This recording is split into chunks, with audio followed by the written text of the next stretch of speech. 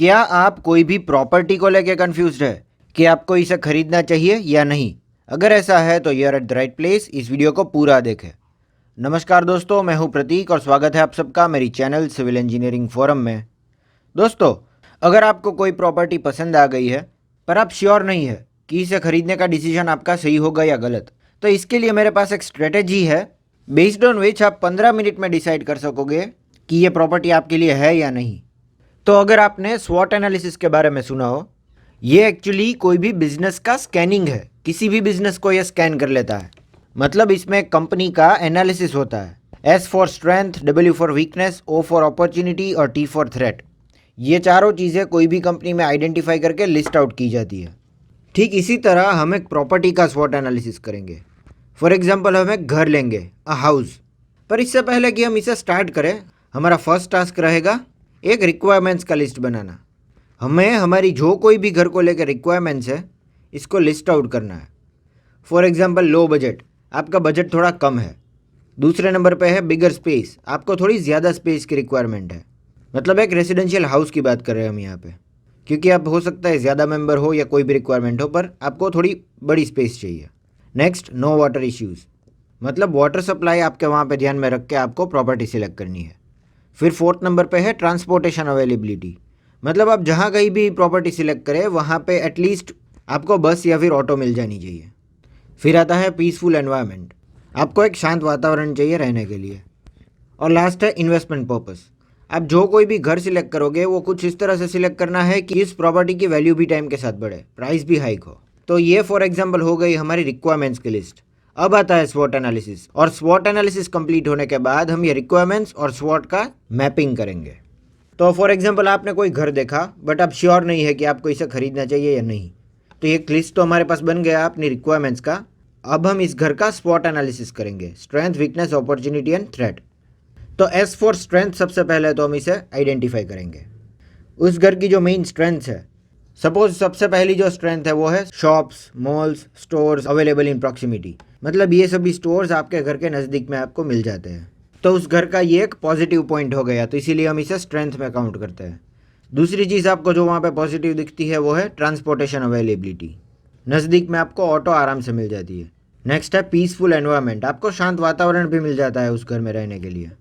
फिर आता है वाटर सप्लाई, मतलब आपको इनफ वाटर सप्लाई भी मिल जाती है, तो पानी को लेकर कोई इतना इश्यू नहीं है वहाँ पे। और लास्ट है चीपर, मतलब घर जो है वो सस्ता है एज पर आवर रिक्वायरमेंट। तो ये हो गई सभी स्ट्रेंथ 1, 2, 3, 4 एंड 5, 5 स्ट्रेंथ आपने आइडेंटिफाई कर ली है। अब हम बात करेंगे उस घर के वीकनेसेस की, क्या प्रॉब्लम्स आपको वहाँ पे मिल जाते हैं। तो सबसे पहली चीज़, अवे फ्रॉम सिटी, यह घर जो है वो सिटी से थोड़ा दूर है, बाहर की तरफ है। दूसरे नंबर पे है मीडियम स्पेस, तो एज़ पर योर रिक्वायरमेंट, आपकी जो रिक्वायरमेंट थी उसमें आपको थोड़ी बड़ी स्पेस चाहिए थी, पर यहाँ पे जो है वो मीडियम स्पेस है, उतनी बड़ी स्पेस नहीं है, तो इसीलिए हम इसे वीकनेस में कंसिडर कर रहे हैं। और फिर आता है कार पार्किंग इश्यू, तो मतलब आपके पास अगर कार है तो वो घर के पार्किंग तक नहीं आती, तो इसीलिए आपको इसे बाहर रखना पड़ता है। तो ये 3 हो गई इस घर की वीकनेस। फिर हम बात करेंगे ओ फॉर अपॉर्चुनिटी की, मतलब अगर आप ये घर लेते हैं तो इसमें फ्यूचर में आगे जाके आपके पास क्या क्या अपॉर्चुनिटीज़ रहेगी, आगे जाके आपके साथ क्या अच्छा हो सकता है। तो सबसे पहली चीज़ जो है वो प्राइस हाइक, तो अगर आप रहने के साथ साथ इन्वेस्टमेंट पर्पज़ के लिए भी ये घर खरीदते हैं तो भी आपको प्राइस हाइक जो है वो मिल जाएगी, तो ये घर इन्वेस्टमेंट के लिए भी बढ़िया है। फिर BRTS bus service might be available in future, मतलब BRTS वाली जो रूट बसेस है वो भी आपको फ्यूचर में वहाँ से निकल सकती है, इतना वाइड रोड है। फिर फोर्थ नंबर पे है government might declare smart city in future, मतलब फिलहाल जो गवर्नमेंट है वो फ्यूचर में उस तरफ, उस एरिया में वो स्मार्ट सिटी डिक्लेयर करने वाली है, जिससे कि आपको सभी फैसिलिटीज़ मिले, तो ये भी एक अपॉर्चुनिटी हो सकती है। और fourth point for opportunities, increase in FSI, मतलब फ्लोर स्पेस इंडेक्स। ये एक्चुअली एक इंडेक्स यानी कि एक वैल्यू है कि कोई भी प्लॉट, कोई भी प्रॉपर्टी में आप कितना कंस्ट्रक्शन कर सकते हैं, कितने स्क्वायर फीट का स्लैब कर सकते हैं, टोटल ओवरऑल कितना कारपेट एरिया आप यूज़ कर सकते हैं। जितनी ज़्यादा FSI उतना ज़्यादा आप कंस्ट्रक्शन कोई भी प्रॉपर्टी में कर सकते हैं, क्योंकि ऐसा रूल है कि जितना प्लॉट है आपका वो पूरे प्लॉट में आप कंस्ट्रक्शन नहीं कर सकते, आपको थोड़ी बहुत आगे पीछे या फिर साइड में मार्जिन रखनी होती है। तो बेस्ड ऑन FSI आप कितना कंस्ट्रक्शन कर सकते हैं वो आपको तय करना है। तो हो सकता है इस एरिया में फ्यूचर में FSI बढ़े तो आप फ्यूचर में ज़्यादा कंस्ट्रक्शन कर सकते हैं और आपका घर जो है वो इम्पैक्ट में ले सकते हैं।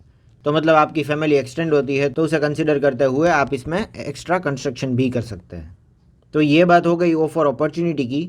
अब हम बात करेंगे टी फॉर थ्रेट की, मतलब क्या फ्यूचर में आपको थ्रेट हो सकती है, वहाँ पे प्रॉब्लम्स क्या आपको फेस करने पड़ सकते हैं फ्यूचर में। तो फर्स्ट है road widening might affect the property margin.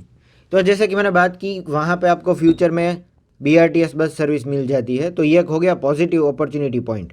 पर इसकी वजह से हो सकता है कि आपके घर की मार्जिन जो है वो थोड़ी बहुत कट हो, तो गवर्नमेंट जो है वो आपके घर का 3 या 4 फीट फ्रंट से जो है वो कट कर दे। तो ये थ्रेट हो सकती है, आगे जाके ये प्रॉब्लम आपको फेस करना पड़ सकता है। ये कंसीडर करते हुए आपको यह घर खरीदना है, तो इसीलिए हम इसे थ्रेट में कंसीडर करेंगे। फिर near by industry might pollute the environment. आपकी घर की प्रॉक्सिमिटी में अगर ज़्यादा इंडस्ट्रीज़ है तो हो सकता है कि आगे जाके आपको यह पॉल्यूटेड एनवायरनमेंट का सामना भी करना पड़ सके।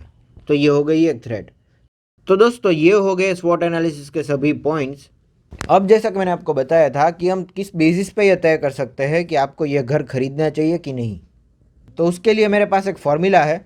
पर बिफोर दैट हम मैपिंग करेंगे किसका, ये रिक्वायरमेंट्स जो हमने लिस्ट आउट की उसका स्ट्रेंथ, वीकनेस, अपॉर्चुनिटी और थ्रेट, इनके साथ मैपिंग करेंगे और लास्ट में हमारा फॉर्मूला अप्लाई करेंगे।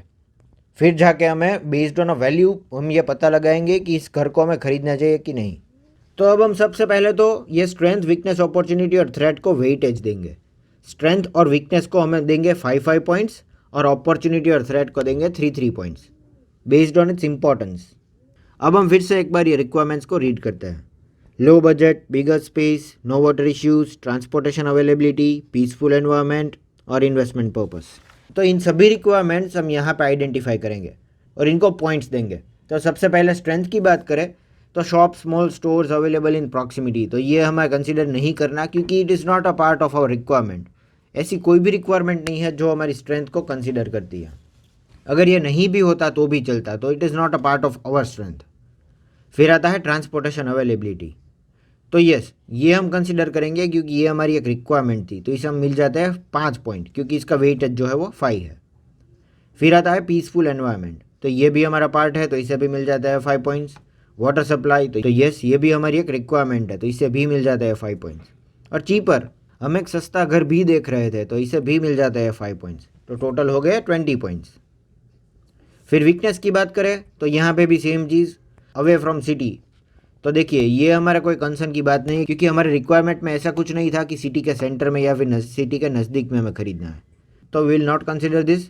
नेक्स्ट है मीडियम स्पेस, तो ये हम कंसिडर करेंगे नेगेटिव पॉइंट में क्योंकि हमें थोड़ी बड़ी स्पेस चाहिए थी, तो इसे मिल जाते हैं 5 पॉइंट्स क्योंकि इसका जो वेटेज है वो 5 है। फिर कार पार्किंग इश्यू, तो देखिए यहाँ पे ऐसी कोई रिक्वायरमेंट नहीं थी कि आपको कार पार्किंग के लिए अलग से प्राइवेट कार पार्किंग चाहिए, तो ये हम कंसिडर नहीं करेंगे। तो यहाँ पे वीकनेस के हो गया 5 पॉइंट्स। सिमिलरली अपॉर्चुनिटी की बात करें जिसमें वेटेज 3 है, तो इसमें प्राइस हाइक जो है वो फ्यूचर अपॉर्चुनिटी है, तो हमें इन्वेस्टमेंट पर्पस के लिए भी अगर खरीदना है तो इसे मिल जाता है 3 पॉइंट्स। फिर BRTS bus service might be available in future, तो ट्रांसपोर्टेशन सर्विस भी हमारी एक और रिक्वायरमेंट है, तो इसे भी मिल जाता है 3 points. Government might declare smart city in future और इंक्रीज इन FSI, ये दोनों पॉइंट जो है वो फिलहाल हम कंसिडर नहीं करेंगे क्योंकि ये हमारी रिक्वायरमेंट नहीं थी। फिर अगर हम बात करें कि थ्रेट में कौन कौन सी कंसीडर करें, तो देखिए थ्रेट हम दोनों कंसीडर करेंगे। Road widening might affect the property margin, क्योंकि एक तो पहले से हमें थोड़ी ज़्यादा स्पेस की रिक्वायरमेंट थी और अगर वाइडनिंग की वजह से हमारा प्लॉट कट हो तो हमें और कम स्पेस मिलेगी। दूसरी चीज़, nearby industry might pollute the environment, तो ये हमारी हेल्थ के लिए मतलब हानिकारक है, तो इसे भी हम कंसिडर करेंगे। तो इन दोनों को मिल जाता है 3 पॉइंट्स। तो अपॉर्चुनिटी का टोटल हो गया 6 और थ्रेट का भी टोटल हो गया 6। जैसा कि मैंने बताया था हम फॉर्मूला इस्तेमाल करेंगे। देखिए स्ट्रेंथ के 20 पॉइंट्स, वीकनेस के 5 पॉइंट्स, अपॉर्चुनिटी के 6 और थ्रेट के 6। तो यहाँ पे हम टोटल करेंगे स्ट्रेंथ और अपॉर्चुनिटी का क्योंकि ये दोनों पॉजिटिव पॉइंट्स हैं, और नेगेटिव पॉइंट्स जो है वो है वीकनेस और थ्रेट, तो इन दोनों का भी टोटल होगा।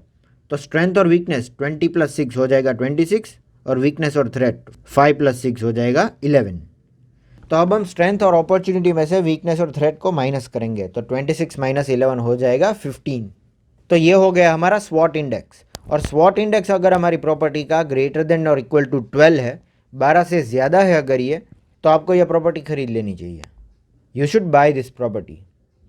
तो दोस्तों आज के लिए सिर्फ इतना ही। अगर आपको यह वीडियो अच्छा लगा तो इसे लाइक कर दीजिए और मेरी चैनल सिविल इंजीनियरिंग फोरम को सब्सक्राइब ज़रूर करें।